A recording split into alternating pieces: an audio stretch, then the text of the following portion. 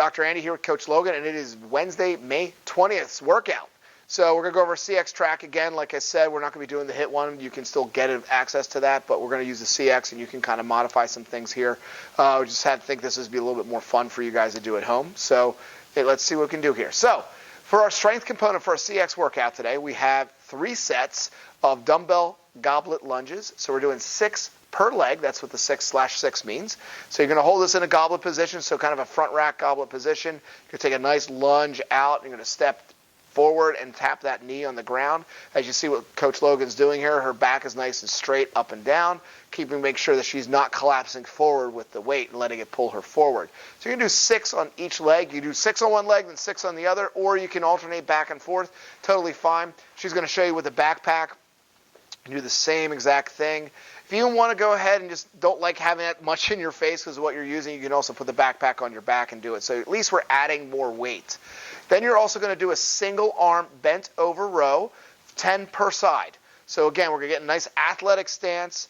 And as you see Logan's getting down here, we have a nice flat back. We're going to pull that shoulder blade all the way up. It's kind of like starting a lawnmower, but we want to make sure that we're keeping our torso erect, and we're also going to make sure that we're holding our core. We're not twisting and torquing when we're pulling straight with just the arm and squeezing that shoulder blade back.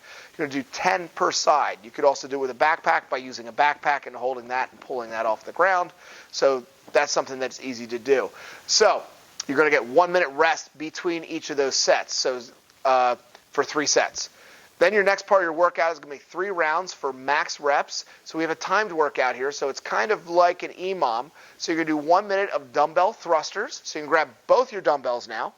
And what you're going to do, holding that front rack position, nice squat stance as you're going to do here. Hips are going to move backward first, and you're going to drive with that momentum all the way up through the ceiling and fully extending your arms at the top of the movement. As you can see what Logan's doing is she's keeping her back flat, chest up and presented forward. Getting deep and getting about to parallel or below is where you want to do with that. It's very easy with that weight in front of you to start pulling you forward, and then you don't go down as deep on your squat. One of the things you can remember as a little trick is to put the weight on the outer part of your feet, which will help allow your hips to clear that movement so you can get a little deeper in your squat, especially when you start to fatigue. The next minute, you're going to take those dumbbells, you're going to do a dumbbell sumo,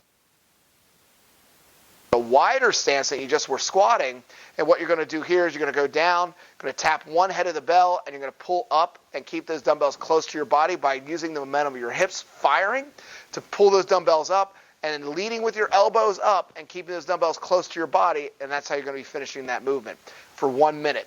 Then you're going to put your dumbbells down.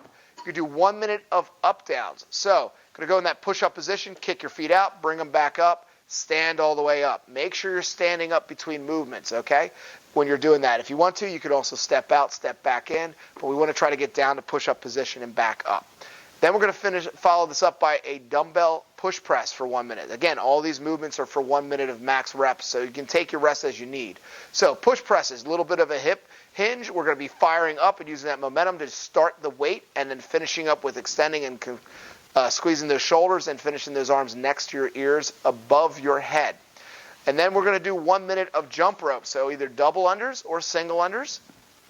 Or if you don't have a jump rope, you can easily go ahead, come forward a little bit, there we go. You can easily go ahead and do a 1 minute of cardio, jogging in place, running around the neighborhood a little bit, whatever you'd like to do.